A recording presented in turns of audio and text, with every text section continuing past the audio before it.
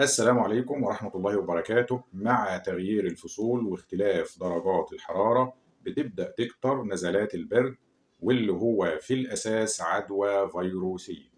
حوالي 200 نوع من الفيروسات بتسبب أمراض البرد، وخاصة التهابات الأنف والحلق. الفيروسات اللي بتسبب البرد بتتنقل من شخص لآخر عن طريق السعال أو العطس.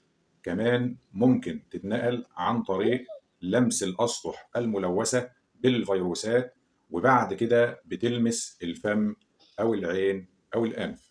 أهم أعراض البرد المعروفة عند الجميع: سيلان الأنف أو انسداده، احتقان شديد في الحلق، وجع في الزور أو بحة في الصوت. عندك كمان السعال، التعب وتكسير الجسم، الصداع، وجع في العضلات، وطبعا ارتفاع في درجة الحرارة.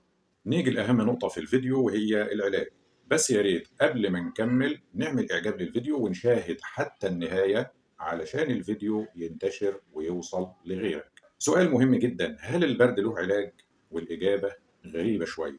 طبعا لا، ولكن هي مجموعة من الإجراءات بناخدها علشان نقلل الأعراض لحد ما جسمنا يتغلب على المرض ودور البرد يعدي.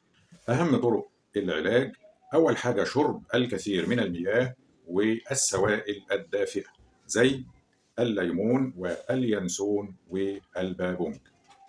رقم 2: الخلود إلى الراحة التامة وتقليل بذل أي مجهود لمساعدة الجسم على الاستشفاء. كمان عندنا الأدوية زي الأدوية المضادة للاحتقان وأدوية الكحة ومضادات الحساسية، وأحيانا كمان بنستخدم القطرات والبخاخات ومزيلات الاحتقان.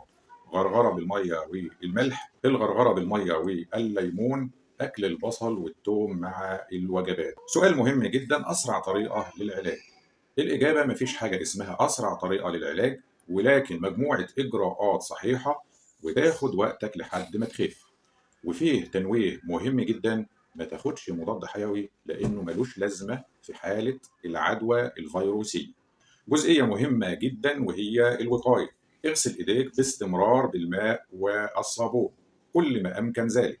البعد عن الأشخاص المصابين بالبرد، لو أنت مصاب ابعد عن الناس. حاجات تانية مهمة جدا: تناول الأطعمة الغنية بفيتامين سي، تناول الأطعمة الغنية بمضادات الأكسدة زي الخضار والفاكهة، النوم الكفاية، الرياضة باستمرار. أتمنى لكم السلامة. دوس لايك، شير الفيديو، اشترك في القناة، وإلى أن نلتقي، وشكرا.